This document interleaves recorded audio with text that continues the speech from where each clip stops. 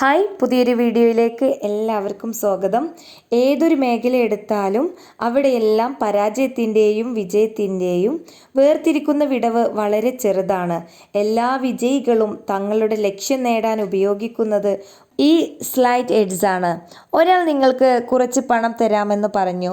അയാൾ ചോദിച്ചു, ഉടനടി 10 ലക്ഷം രൂപ വേണോ, അതോ ആദ്യ ദിവസം 1 രൂപ നൽകി അത് ഒരു മാസത്തേക്ക് ഓരോ ദിവസവും ഇരട്ടിക്കുന്ന വിധത്തിൽ വേണോ എന്ന്. നിങ്ങൾ 10 ലക്ഷം രൂപ വേണമെന്നായിരിക്കും പറയുക, കാരണം അതാണ് വലിയ തുക എന്നാവും കരുതുക. പക്ഷേ നിങ്ങൾക്ക് തെറ്റി. കാരണം 1 രൂപ ഒരു മാസത്തേക്ക് എല്ലാ ദിവസവും ഇരട്ടിച്ചാൽ അതിനേക്കാൾ കൂടുതൽ വലിയൊരു സംഖ്യയാകും.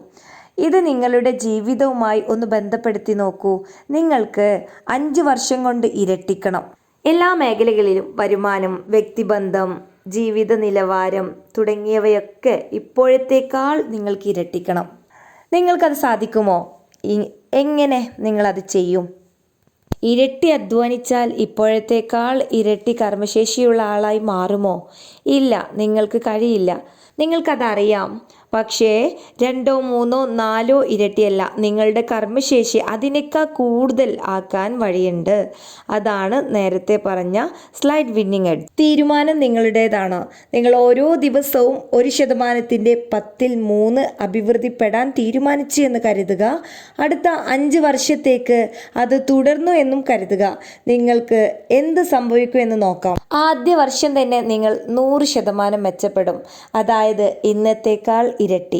2ാം വർഷം 200%, 3ാം വർഷം 400%, 4ാം വർഷം 800% നിങ്ങൾ അഭിവൃദ്ധിപ്പെടും. 5ാം വർഷം 1600% അഭിവൃദ്ധിപ്പെട്ട് നിങ്ങൾ നിങ്ങളുടെ വരുമാനവും സാമർഥ്യവുമൊക്കെ മെച്ചപ്പെട്ടിരിക്കും.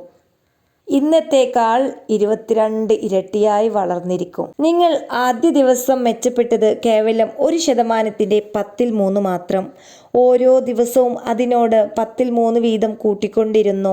അതാണ് സ്ലൈഡ് വിന്നിങ് എഡ്ജിന്റെ ശക്തി. പിന്നെ എന്തുകൊണ്ട് എല്ലാവരും ഇത് ഉപയോഗിക്കുന്നില്ല?